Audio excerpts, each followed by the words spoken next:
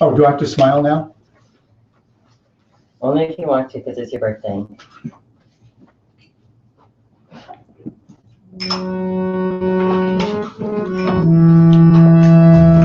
So tonight, instead of talking about Bhagavad Gita, picking up where we were in the 28 qualities of a devotee that Krishna discusses with Uddhava, I decided unilaterally, without consulting with anyone, because I'm completely independent, we'd Flying his colors today. sing Srila Prabhupada. I'm just a little peeved. We would sing Srila Prabhupada's prayer to the lotus feet of Krishna, and I'd just talk a little bit about, my friend. I gave about 3 hours of class, maybe 3.5, in Poland, and still didn't really cover everything. But we'd take a little, I just thought we'd have a little fun. Is today the day Prabhupada boarded the Jaladuta? I know it must be coming soon. No, it's this Friday, September 10th. Friday.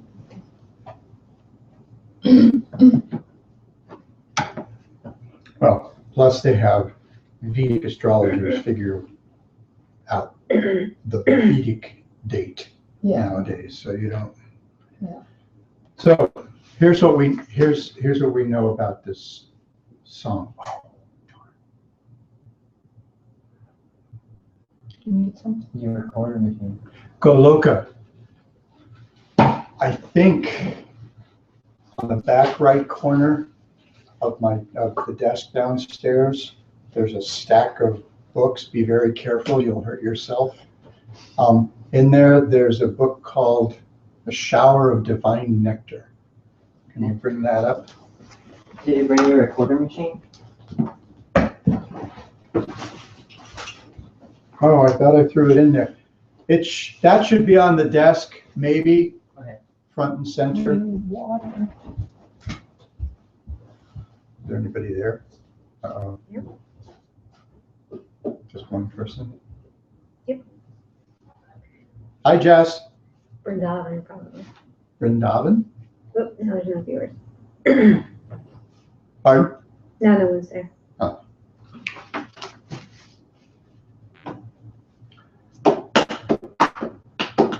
Really? No, they're there.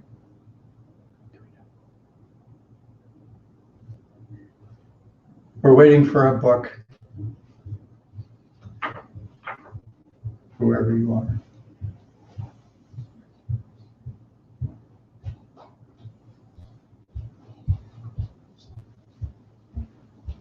Oh, I have safe water. I don't know what's safe water. Well, You'll spill the cup. it's got a I cap looked, on. I didn't see. I guess the super soul made me hide it from you. So I could do some service.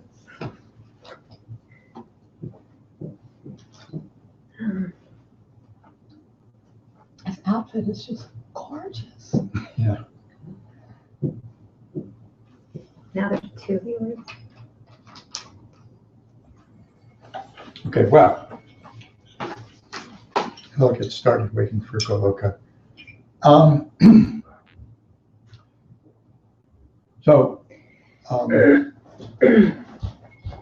What we know, I don't need the iPad, but thanks. What we know is that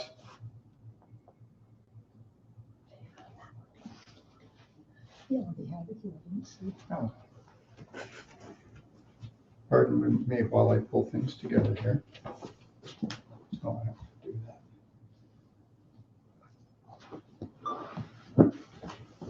that. What we know about this song is that Srila Prabhupada wrote it on the Jaladuta on September 13th, 1965, in the middle of the Atlantic Ocean. And on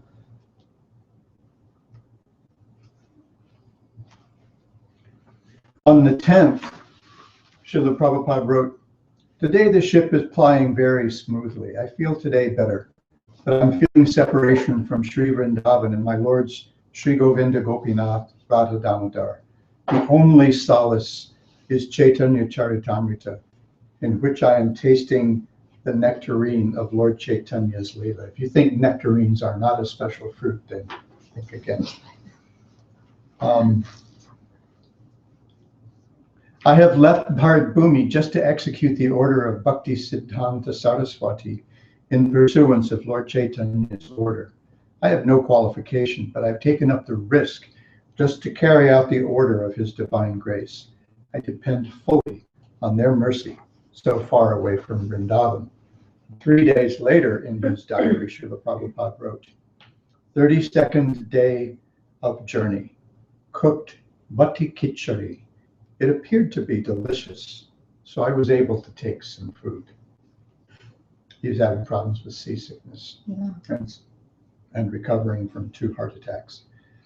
Today I have disclosed my mind to my companion, Lord Sri Krishna. There is a Bengali poem made by me in this connection. This is that Bengali poem.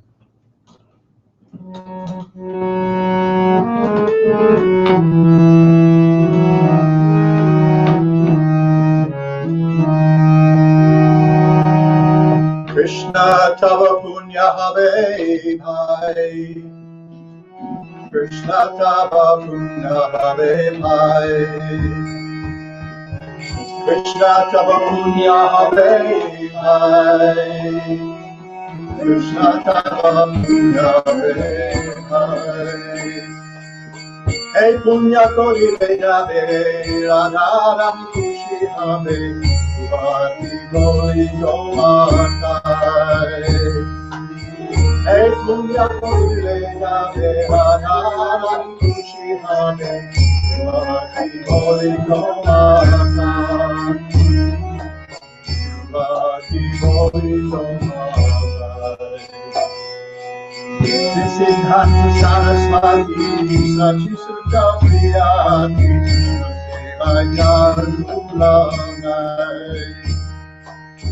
Siddhanta Saraswati, Sachi Sutta Priyati,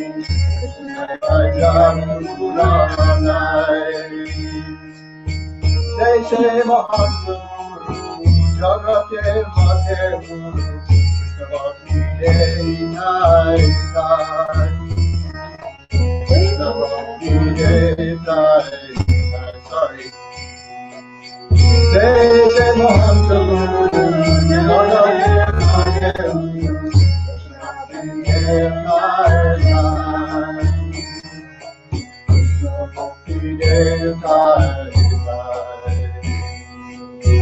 Krishna Tava Punya Hai, Krishna Tava Punya Hai, Krishna Tava Punya Hai, Krishna Tava Punya Hai. Sarecha Bhagavan Masjati Pitanga, Oyate Gauram Yerona.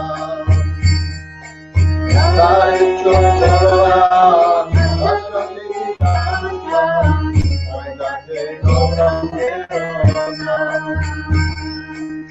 Krishna Nagaradi, Samudra Nagaradi, Krishna Nam.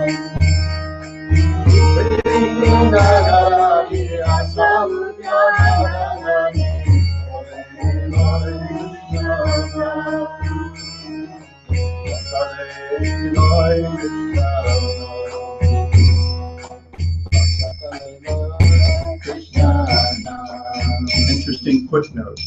My friend Dasharat Sutta transliterates that as Sakale Loy Krishna Ram. Everyone will chant Krishna and Ram. I haven't seen the original Bengali, so I don't. Could probably, actually, that's probably there, isn't it? In the Jaladutta diary, his handwritten.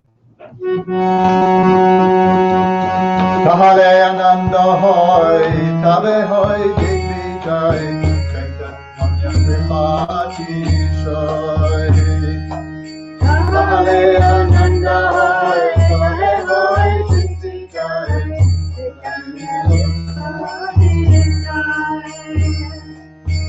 আয় দুষ্ট জাত দুঃখী জগতে সবাই সুখী, বৈষ্ণবের সম্পূর্ণ হয়।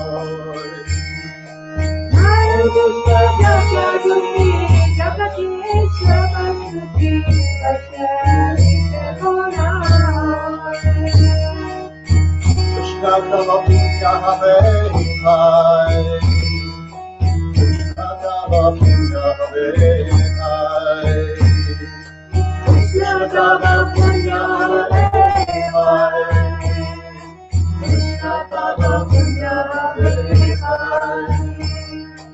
Ekatane mulare agyajati lomore yanani antinani.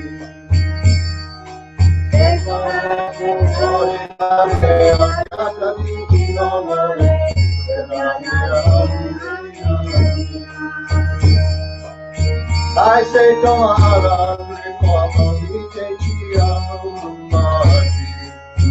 Savarami.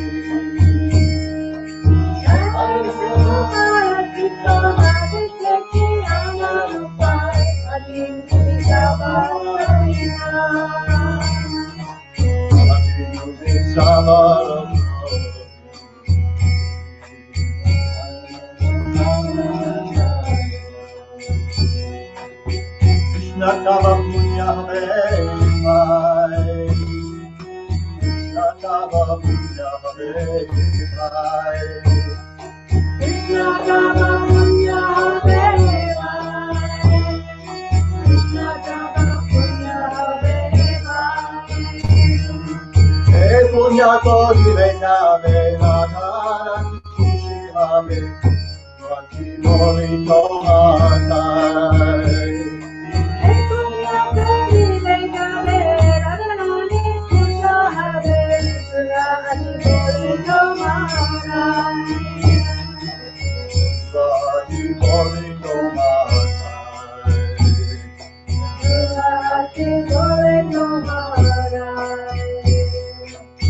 Tomar se shantele, tu se vai bastungili, divan sartangani hoy. Tomar se shantele, tu se vai bastungili, divan sartangani hoy. Sei se va paile kahare, suki hove, tom songo nage hoy.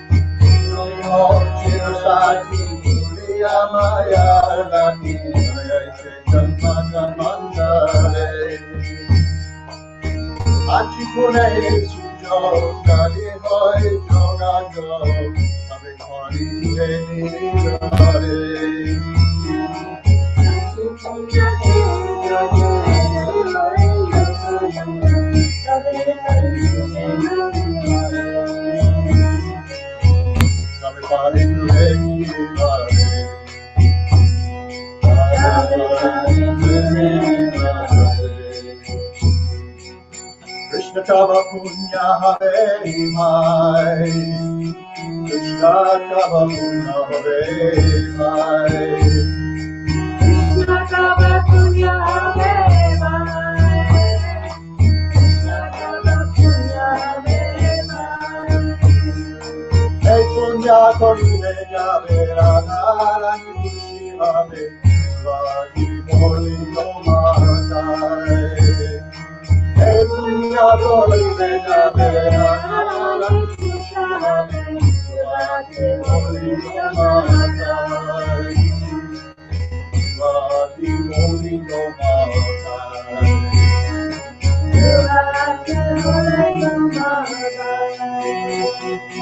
তোমার চরণে ভাই আমার সে সুখা পাই তো চরণে মুড়ি দিব তোমার চরণে ভাই আমার সে সুখা পাই তো চরণে মুড়ি দিব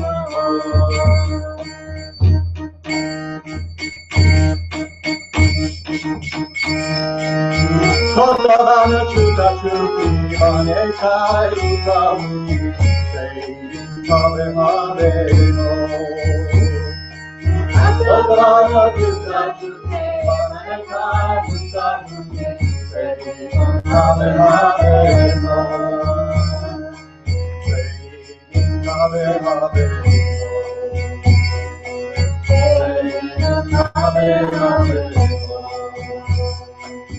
আজ সে জানে তোমার স্মরণে মন সে জানে তোমার স্মরণ বেলা সর্বাসী ডাকিলাম আজ সে জানে তোমার স্মরণ বেলা সর্বাসী ডাকিলাম আমি তোমার মুখদাস তাই করে তো আসি আমি তোমার মুখদাস তাই করে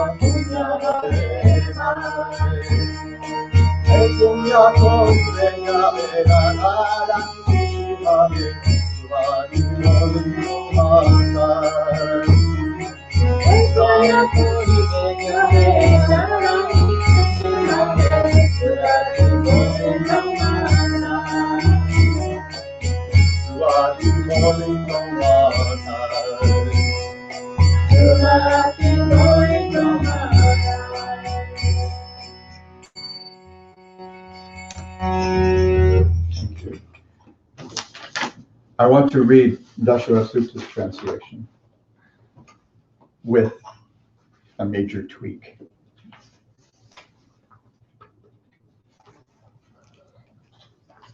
Because other than the one thing that I tweak, it's nice. So it's Krishna tava punya habe bhai, punya koribe jabe, radharani kushi habe, dhruvati boli tomatai. Dhruvati boli tomatai. I'm telling you, I assure you, it's as certain, it's as fixed as the pole star, right? The one star that doesn't move. Everything moves around the pole star. It's as fixed as the pole star. My dear brother Krishna, Krishna tava punya habe bhai. I'm telling you, my brother Krishna. E punya koribe jabe radharani kushi habe dhruva ati boli tomatai. That when Radharani is satisfied with you, then your life will become it will become well, your life will become sublime. This is how Agnidev put it in my report. He says, then your life will become virtuous. But then he said, or as Srila Prabhupada would say, your life will be sublime. Srila Bhakti Siddhanta Saraswati Thakur, who's very dear to Lord Chaitanya, the son of Mother Sachi, is unparalleled in rendering expert service to Lord Krishna. He's that great saintly spiritual master, says the Mahanta Guru, who bestows devotional service to Krishna in various places throughout this world. His desire is very powerful, and thus he's causing the holy name of Lord Gauranga to manifest throughout the countries of the Western world. In all the cities, towns, and villages of the earth, extending to all the oceans, rivers, and streams, everyone is chanting the holy names of Krishna and Ram. They will become so blissful chanting that all the directions will be conquered by Sri Chaitanya Mahaprabhu's abundant mercy.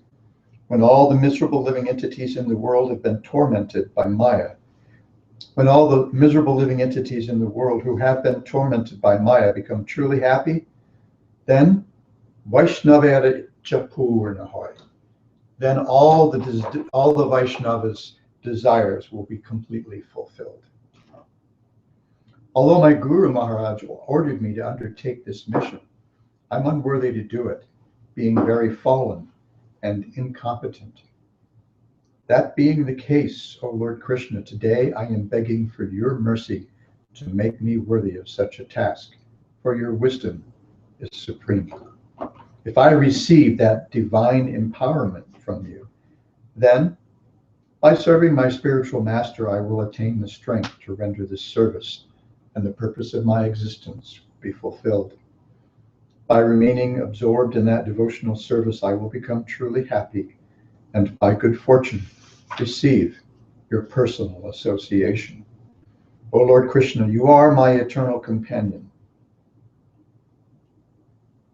Somehow, forgetting about you, I've been suffering the kicking of Maya for many, many births. If today the chance to meet you occurs again, then surely I shall be able to rejoin you. And then he says, Tomar milane bhai avarase shukapai go chorane bhuridimbo. If today the chance to meet you occurs again, then surely I will be able to rejoin you. Where? Oh, dear brother, in your company, I will experience great joy once again, wandering about the pastures and fields. I will pass the entire day with you tending the cows, running and frolicking with you throughout the many forests of Braja. I will enjoy our pastime of stealing and eating one another's lunch. Kotalana chuta chute bane kai, lutapute kai, sayanam rata cow, right? Sharira vidijal. It's the same word, kai, eating. When will that day be mine? Today, that remembrance of being with you came to me in a very nice way. Feeling a great longing, I loudly called out to you, O Lord Krishna, only because I am your eternal servant do I desire your association so much. Except for you, I have no other refuge. I don't think that's at all ambiguous.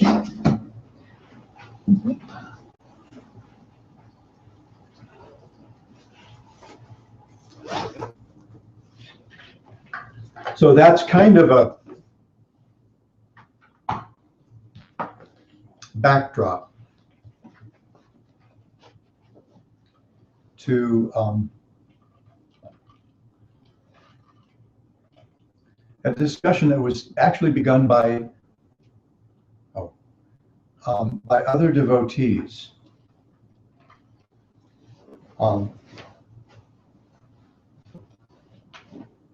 about what Srila Prabhupada's internal life might look like.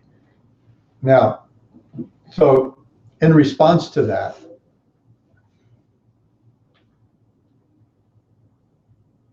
I, on the suggestion of Guru Maharaj, suggestion of Tripurari Maharaj, a few years ago, I began this project, compiling this booklet, Oh My Friend, Oh My Friend. It started out, as I mentioned before, as it's just a kind of discussion that just kind of broke out spontaneously on Tattva Vivek. And I think when it started, I was still staying in Alachua. And then I came to Audarya maybe during the summer or something. And the conversation just grew. Devotees kept finding things.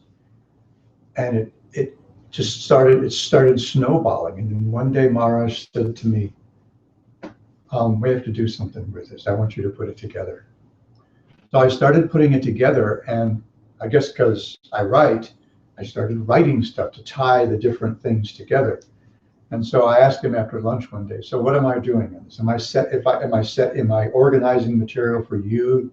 And we're going to put it together an article for you, or should I just write something, or what? And he thought for a moment. He just looked at me and he says, write, just write, have fun. And so I did.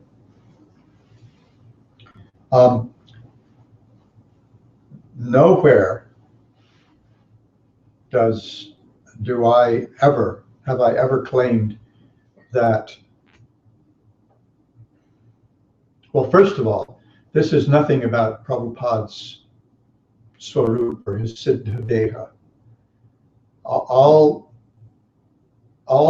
I brought together is external evidence, external empirically verifiable evidence that seems to point to Srila Prabhupada's internal inclination, his internal proclivity.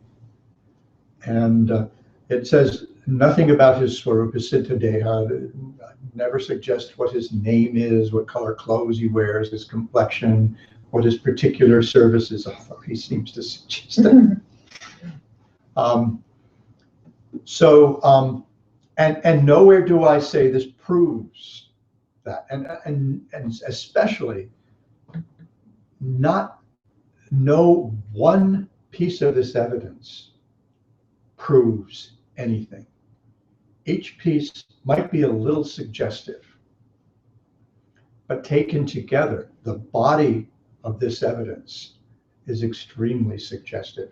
And I think the natural conclusion can only be avoided by an act of will, by an act of prejudice, prejudgment.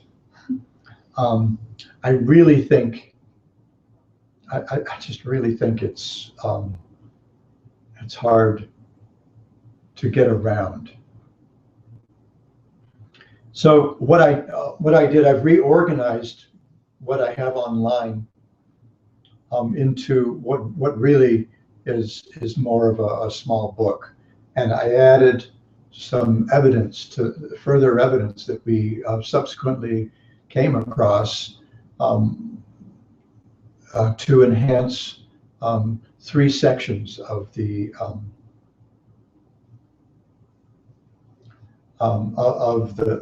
argument. But what I started with is a section I called Early Disciples' Observations.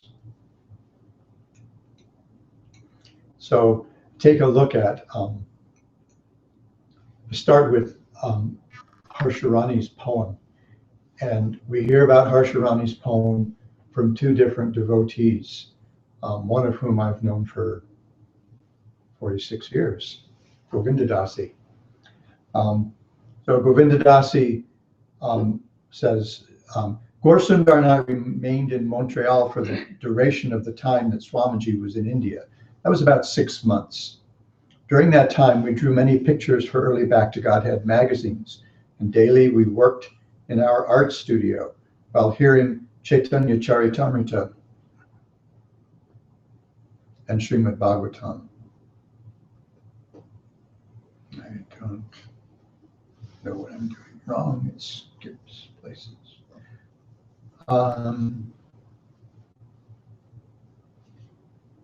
Oh, actually, yeah, we're not even to Harsharani's poem yet. This is Govindadasi reflecting on her own service. During that time, I began working on a drawing of Krishna and Balaram returning home with their cows, millions of cows. It became a kind of meditation. Daily, I worked on this drawing, and although we had little information of how Vrindavan looked, it seemed to manifest from within the heart. If you know Govindadasi at all, you know that she has something of a mystic streak. Although we did many other pictures, this picture was the most dear to me. Even when I closed my eyes, I would still see an ocean of cows with Krishna and Balaram prancing before them. And in my view, over to the right, that cowherd boy was clearly meant to be Srila Prabhupada. This is a picture that I've often had as until recently, I had as my, what do you call it, cover picture, the wide one. So you see Balaram and Krishna, and over here on our right, on Krishna's left, there's a cowherd. There's one cowherd boy. That's who Govindadasi says she envisioned as Srila Prabhupada.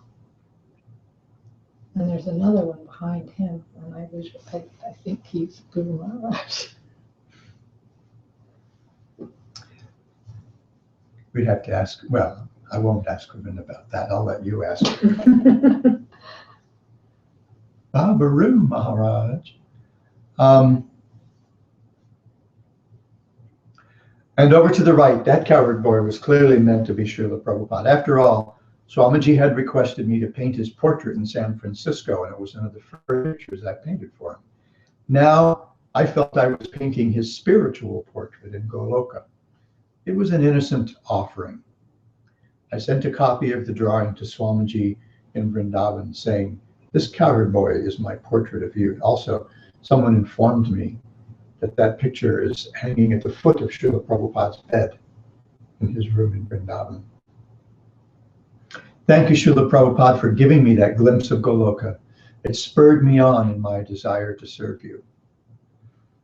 Even now, when I see this picture, my original drawing has been colored in and hangs behind the deities of Krishna and Balaram. I think of you as I see you walking beside Krishna and Balaram, herding the cows home in the evening. And I think that this is no accident, that this very picture that I had offered to you so many years before is your portrait walking beside your beloved Krishna and Balaram. And you were there, nearby. And then she wrote later, I think this might have been in a letter to Bhakti Abhay Ashram Maharaj.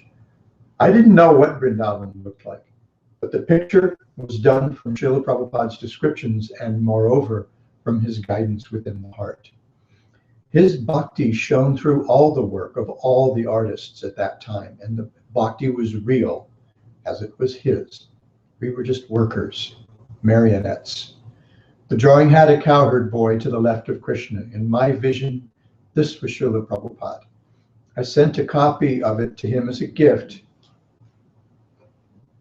with a note saying, "This is your this is your cowboy form with Krishna and Balaram." Strangely enough, this didn't seem out of place at the time. It was not precocious or assuming. It was just my simple perception. There was no reply and no discussion about it. It was pretty much a common understanding amongst all of us disciples at the time that Srila Prabhupada was a cowherd boy. And then, just to kind of show how common that perception was at the time, Malati in 2003 Vyasa Puja offering remembers what I call a similar innocent insight from another devotee in those days. I recall an intimate moment when you increased the mystique of your being here among us foolish boys and girls, nonchalantly recalling how as a child you always got your way. You proceeded to tell a little vignette about your desire for a cowboy pistol. Finally, after much insistence, your father complied and bought you a toy gun. But you were not to be satisfied until you had 2 guns, one for each hand. "Oh," said Harsha Rani, "you were a cowboy." With complete gravity, you replied, "Yes." At that second, no one was thinking of you in the Wild West. We just knew you were speaking about being with Krishna and the cows in Vrindavan. We were only spiritual toddlers at best. It was 67 or 68. But you mercifully gave us a glimpse into your heart. I felt very small being there with you at that moment. After that incident, the same devotee penned a short poem about you. In it, she described you as playing leapfrog in a pasture with Krishna and the cows and other gopas. It seemed funny and frivolous to us, but you gravely remarked, "She has become advanced." and you ordered that it be printed in Back to Godhead magazine. And Govinda Dasi also remembers this. Oh, this is what she wrote Madhava Maharaj. Occasionally, he acted as part of a cowherd boy, especially in Seattle when Harsha Rani was there. Govinda, I mean, I've known, like I said, as I said, I've known Govinda Dasi for 46 years. I can't count, honestly, can't count. It's not hyperbole. There's no way I can count the number of times when she's told me about Prabhupada in San Francisco, in Montreal, and in Seattle, sitting on a cushion with his, knee up and his lungi pulled up, over his knee, sitting there and joking with the devotees, telling stories and making jokes, cutting up. And every time she described this to me, she would say, just like a cowherd boy. I mean, this is like in 1970, 71, 73, 75, 77, Govinda Dasi would tell me these. And every time she would say, just like a cowherd boy. That was the feeling they got from him in those moments. He would be very relaxed, joking around, and then when it was time for a program, he'd look at his watch and then he'd get up, and as she would put it, he would put on his acharya face. He'd go in, he'd put on fresh tilak, and then he'd put on his uttariya, and the business face came. Time to do some service. Harsharani was very finely tuned to the mystical and otherworldly things. Early on, she had an uncanny understanding of Srila Prabhupada. In 1968, while Prabhupada was in Montreal, she sent a poem. The gist of her poem was, I offer my humble obeisances to my spiritual master, who is running among the trees, playing hide and seek with the Supreme Personality of Godhead, Sri Krishna, etc. I read the poem to Srila Prabhupada and he was a little amazed. But I was even more amazed when he became quietly blissful and he said, yes, she has become advanced. Print this poem in our BTG. I sent it for publication, but I've searched and never found it. Perhaps they didn't print it. They did. They printed it right away and have it. And then this is where an important motif in Oh My Friend is introduced. In 1968 in Seattle, Harsharani Kartikeya and I all lived with Srila Prabhupada. It was very informal. And because she had an understanding of his Leela form, he often acted accordingly, often playful and mischievous as a cowherd boy. He was very esoteric. I had never seen this before, but Harsharani seemed to bring out this side. And yes, he did exclaim, I want to go to Krishna Loka so I can have Krishna's laddhus and kachoris, while sitting in a joyful trance-like state while in New York. And then he added, if you make me laddhus and kachoris, I will bless you. Does that sound like anybody?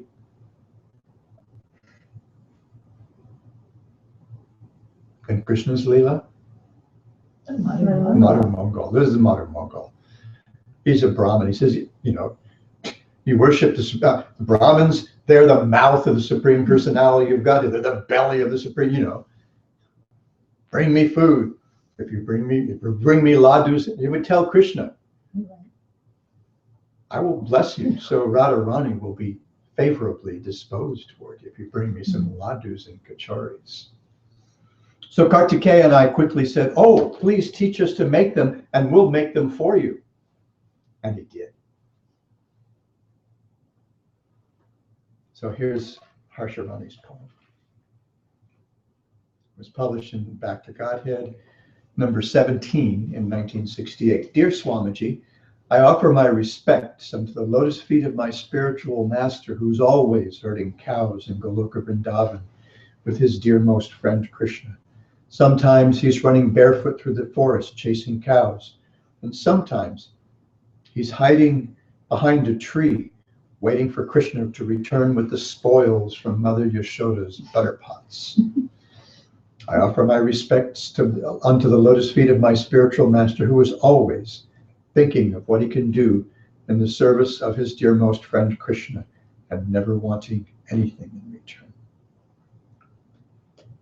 Now,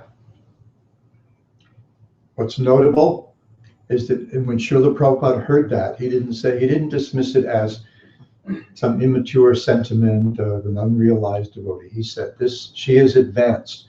We should print this in Back to Godhead. Now, we have a friend who has said, well, I read some poems that I wrote to Srila Prabhupada, and he said, well, we like to hear the poems of realized souls, the songs sung by the realized souls. So I don't know about, people writing poems. He wrote this in response to a poem that Bhakti just shared on Facebook recently.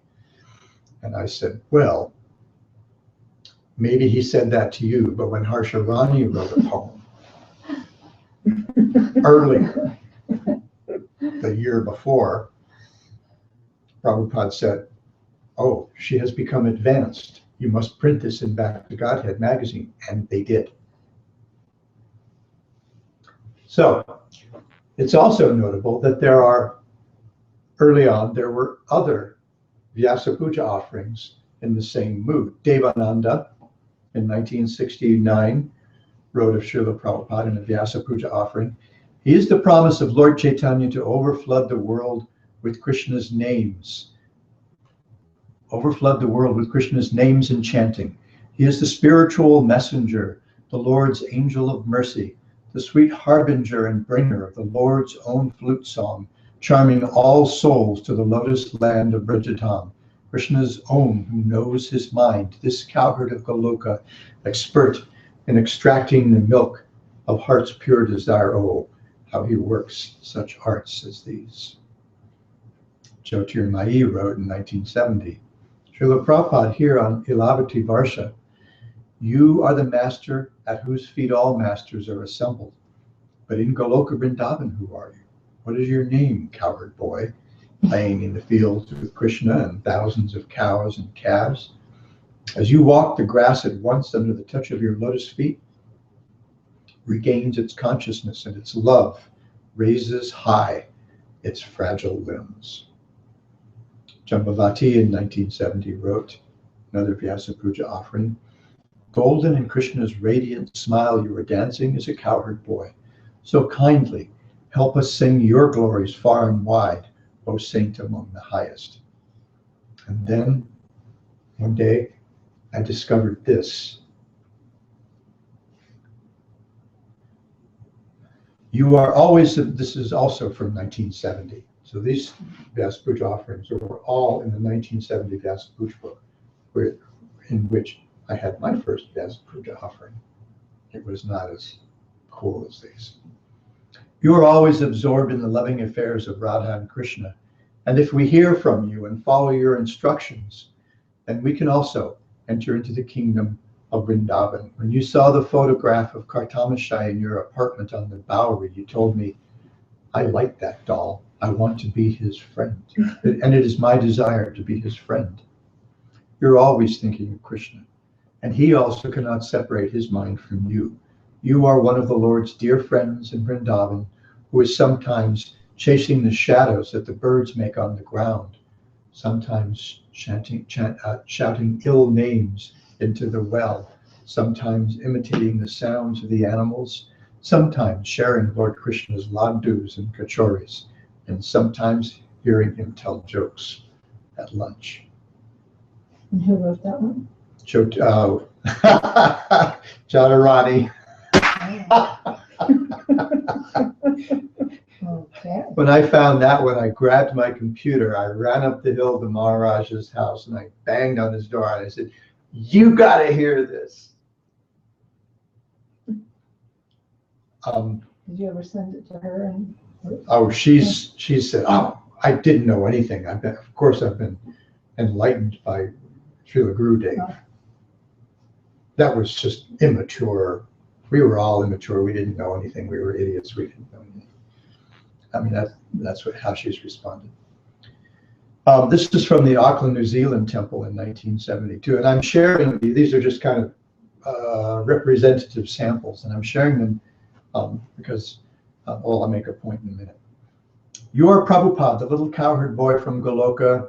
And when you wander around your room looking at pictures of Krishna and his friends, we realize how foolish we are to have ever thought you an old man. Oh. I thought there were more. So here's the thing here's the thing that I, the understanding I got of these Vyasa Puja offerings. Srila Prabhupada saw these at Janmashtami, Vyasa Puja in 1970. Also, on Vyasa Puja in 1970, something else happened. There was a meeting of North American temple presidents at New Vrindavan, and it was led by 4 brand new sannyasis. They had taken sannyas in June. And these 4 brand new sannyasis decided that they would glorify Srila Prabhupada by preaching that he is Krishna. And this caused such a disturbance that you wouldn't believe it. And Srila Prabhupada, and particularly disturbed Srila Prabhupada. And he kicked these sannyasis out of ISKCON, called them rats and rascals. And,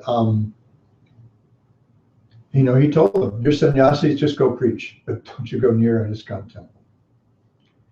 And of course, they did wonderful things. Gargamuni went to Gainesville, Florida. And, there's this community in Gainesville and then out in the county, Amrendra, on the day Srila Prabhupada left us, Amrendra secured this property that's become New Ramanreti, home to several hundred, maybe 800-900 families, 12, 13, 1,400 devotees. And then there's this just gangbuster preaching center a couple of blocks from the University of Florida in Gainesville. It makes educated devotees hand over fist. And since 1971, there has been the daily Krishna lunch program at the University of Florida on the Plaza of the Americas.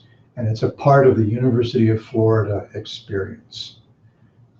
Every fall semester, there's an editorial in the Daily Gator that exhorts students, whatever your religion, you got to stop and you got to have Krishna lunch at least once while you're at UF. You got 4 years to do it. You don't have to do it today. And God, goodness only knows how many business and political leaders and educational leaders, legal leaders, doctors have had Krishna lunch accompanied by the chanting of the holy names. Everybody likes Krishna lunch. So, and then Vishnujan Maharaj went to Texas and made so many wonderful devotees. Adi Dev, my friend Adi Dev is one of them, Morji Das, and a whole bunch of devotees.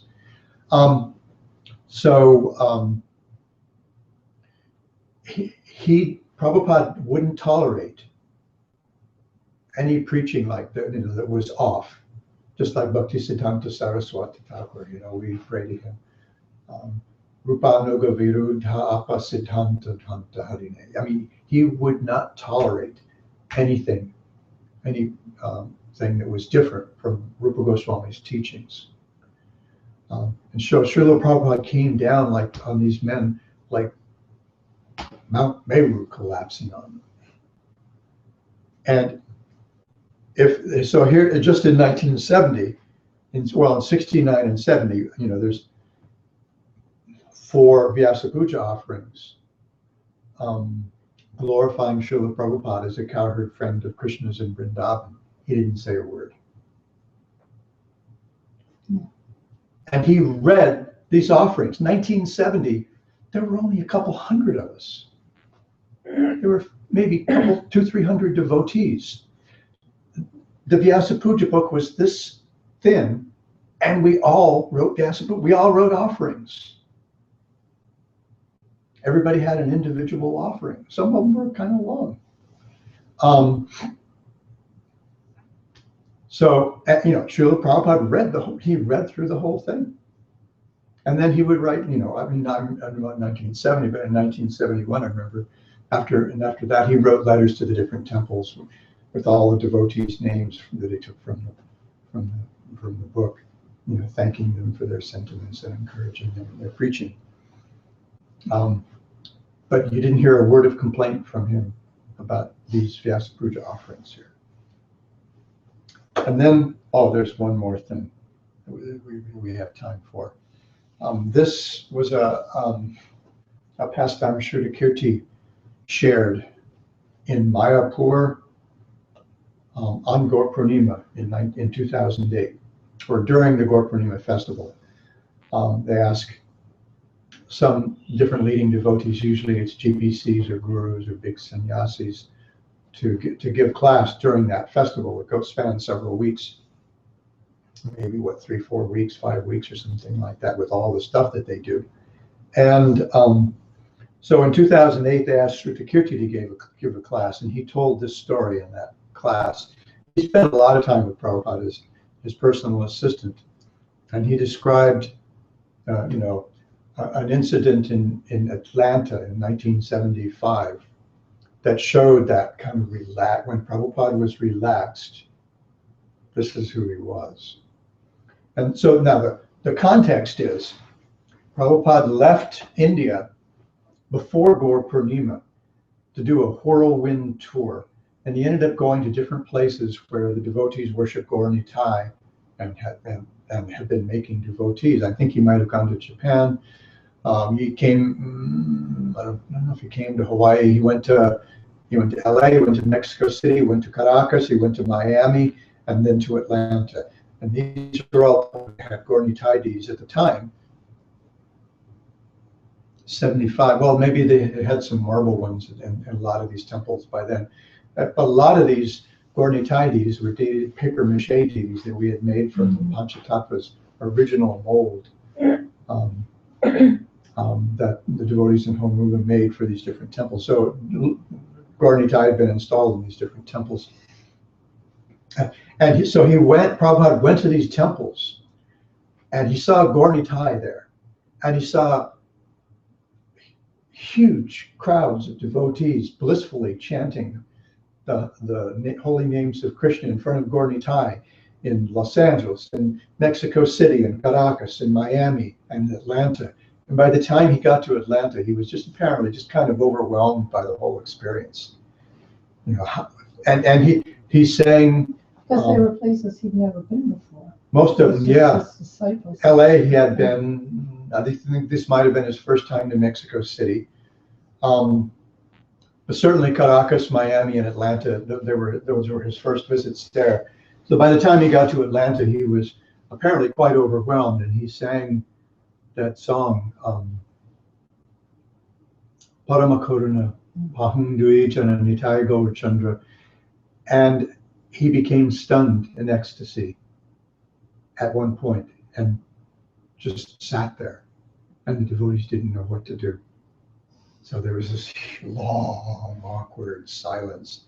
And finally, one of the devotees just started chanting Hare Krishna. They asked him later, what do we do when that happens? It didn't happen very often. Guru Maharaj and I saw it happen in Los Angeles in 73. Bhaktisiddhanta Saraswati's disappearance day. At the end of his talk, he started crying and checked himself twice, and then the third time he just got loose, just let it go. Tears were streaming down his eyes. And so they asked him, so what do we do? Do we just, and he said, chant Hare Krishna. So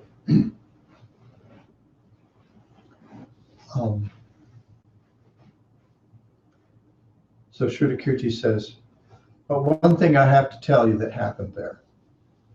I love this. As I said, Prabhupada was something I had not experienced so much before. He just had this ecstasy that it just began escaping from him. He was always in control of that, but it was just happening.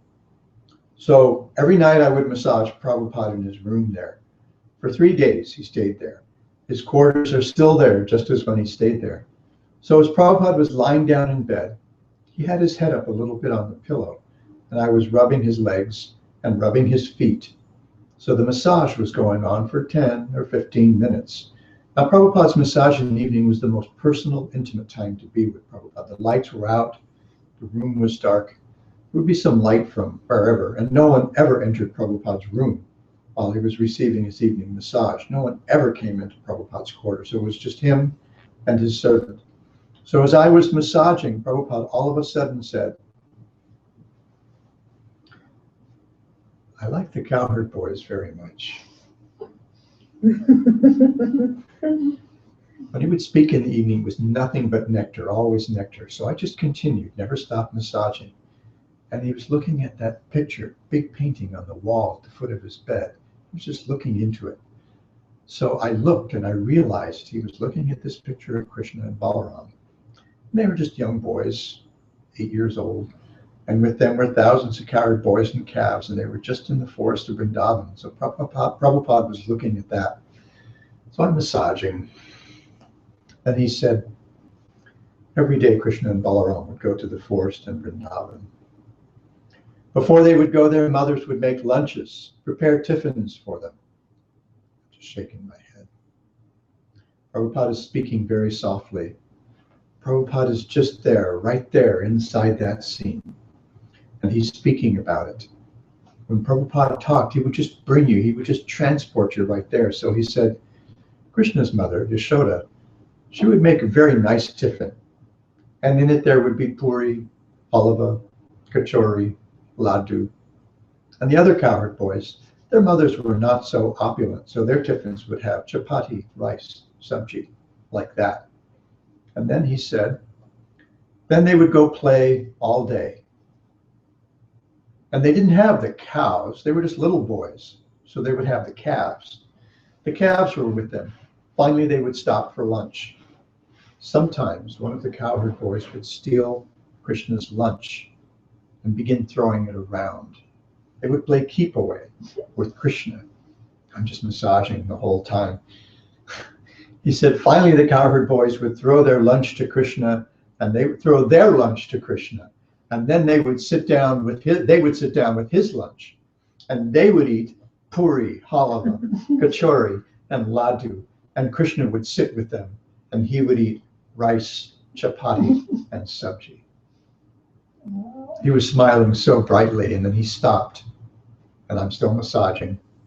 Then he said, I just want to go back to the spiritual world and eat kachori and laddu with Krishna. Then he closed his eyes and didn't say anything more. And I just kept massaging. The thing is, that's not an isolated incident.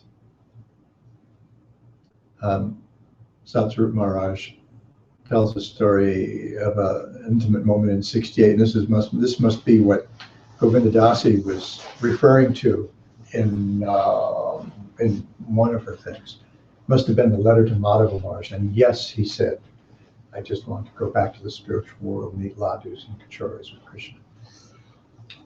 One day while Prabhupada was sitting in his room receiving his massage, he began talking and laughing, and he sat on the floor with one leg tucked under his body and one leg outstretched before him. He told 2 or 3 other devotees present how Krishna, carrying the lunch his mother packed for him, would go to the forest with his cowherd boyfriends, who were also carrying lunches from home. Krishna and his friends would sit together sharing their lunch, and Krishna always had the best laddhus and kachoris. Prabhupada's eyes flashed and he rubbed his hands together, smiling. I simply want to go to Krishna Loka so I can have some Krishna's laddhus and kachoris. I do not have any great diversion from this. I simply want to go there so that I can enjoy eating laddhus and kachoris with Krishna and the cowherd boys. Opening his eyes widely, he glanced at Devananda, who was massaging him, and the others in the room. Oh, he said to them, if you will give me laddhus and kachoris, I will bless you.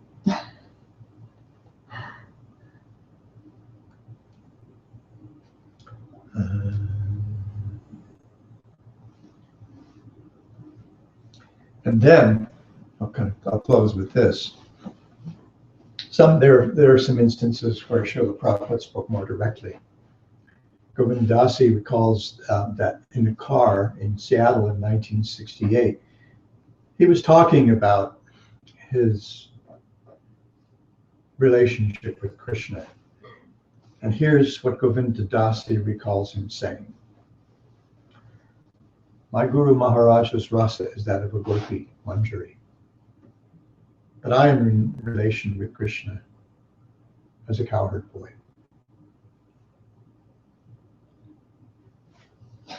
Hello. Subal recalls another incident like that. He was in Vrindavan and he brought Dr. Kapoor to come with him to discuss the Siddha Deha with Srila Prabhupada. And Prabhupada said, this is not done in our line. One must realize his relationship for himself. One cannot just jump ahead. When one is ripe and ready, it will be revealed from within. I'm a cowherd boy. Now, you could read this one way or one of two ways, right? One, you could say that he's giving that as an example. Why would he choose that example?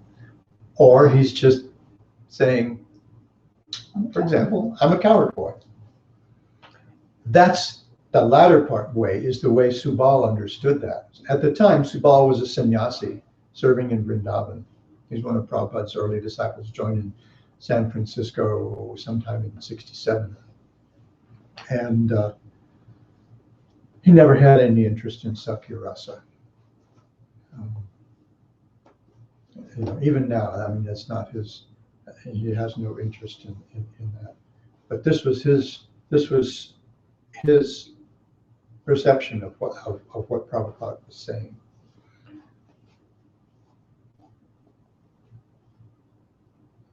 Another time, in a 77 discussion on inauthentic gurus, I don't remember the context exactly for this, Prabhupada said, Swarup Siddhi means when he actually is liberated. He understands what is his relationship with Krishna. That is Swarup Siddhi, Sakya.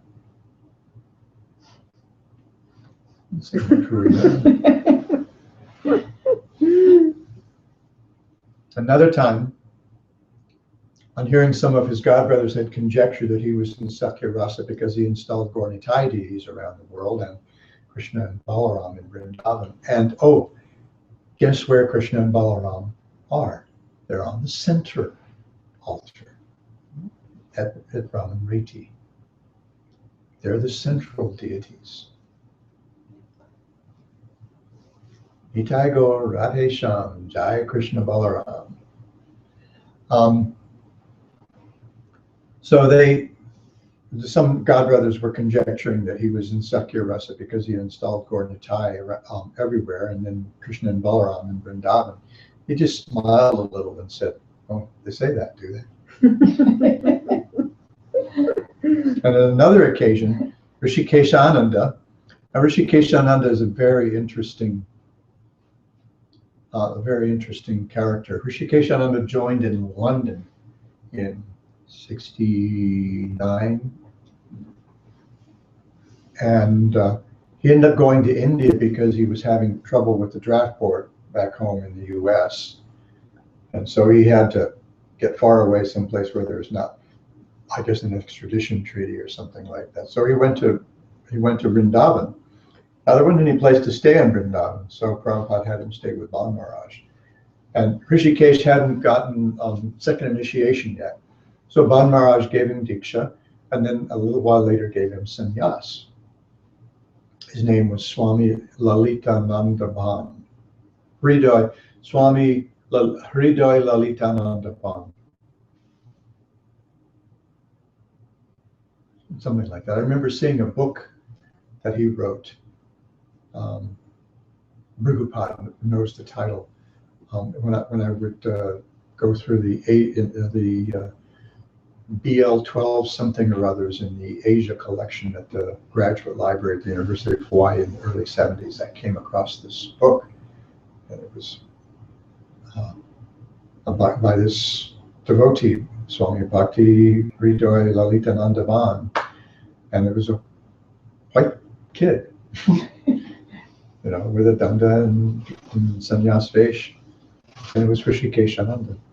So later he came back to ISKCON, back to Srila Prabhupada.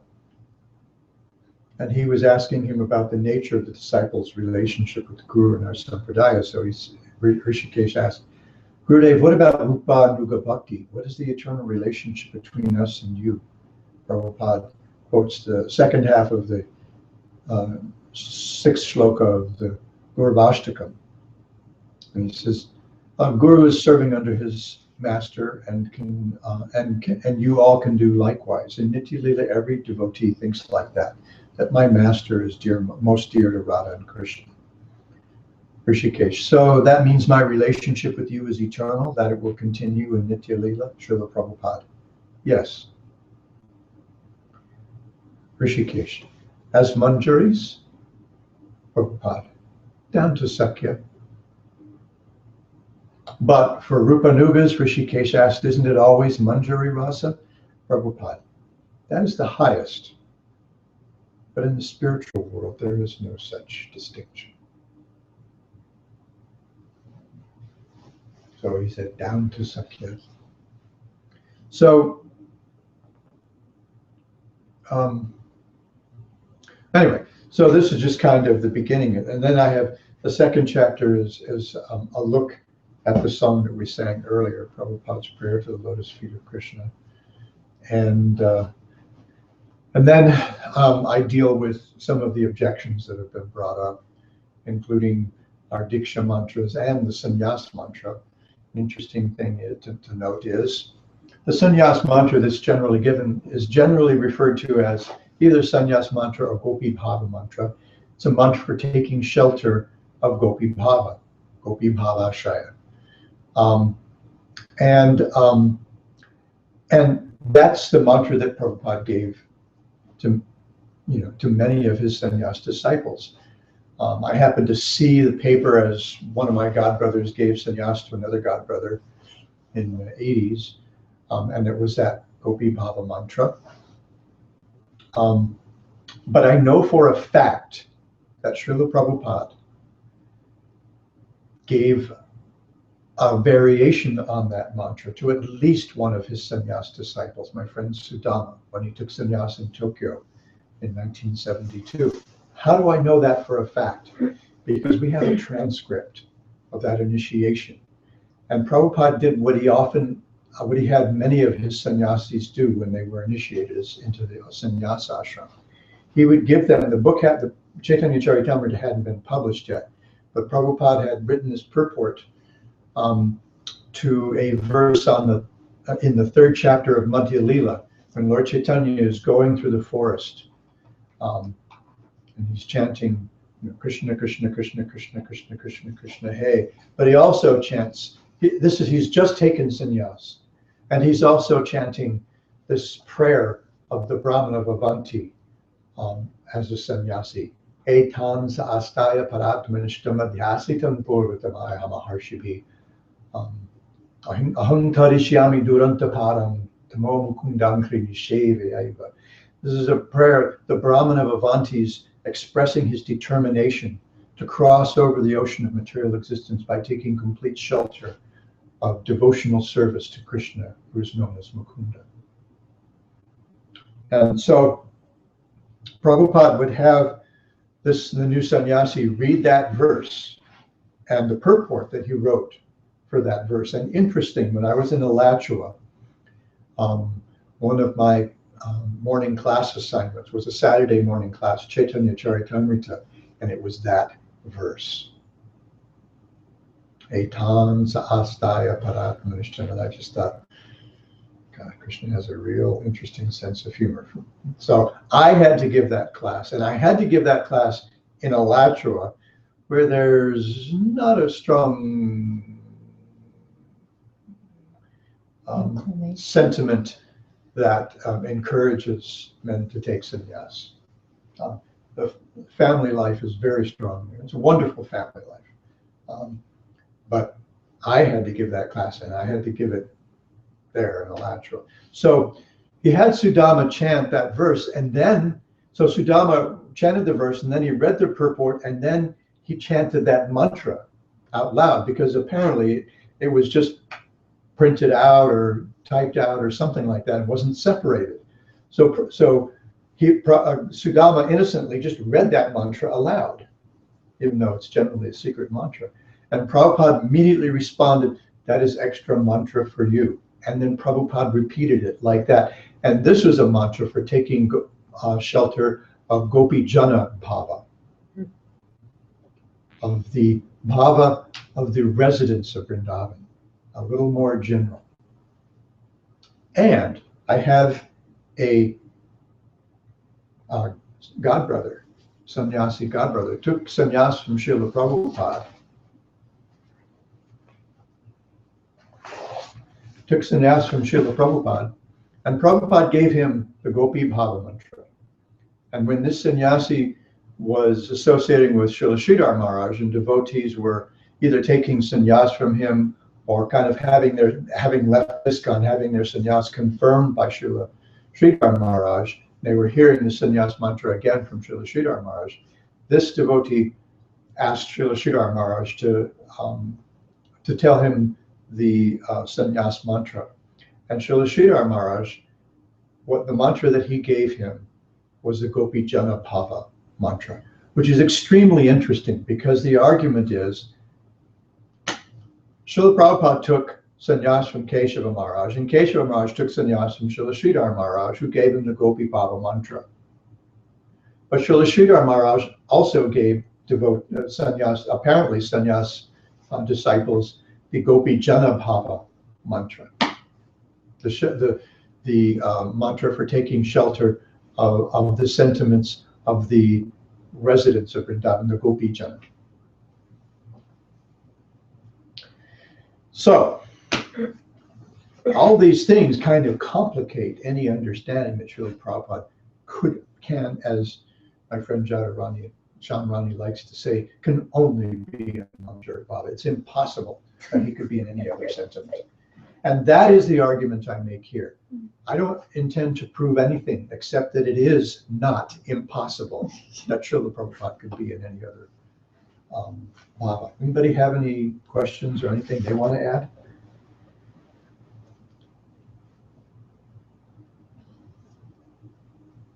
There's a whole bunch more, but we are out of time. Keeping the TVs up. Thank you. Thank you. For your patience. Happy birthday. All glories to Srila Prabhupada. Yeah.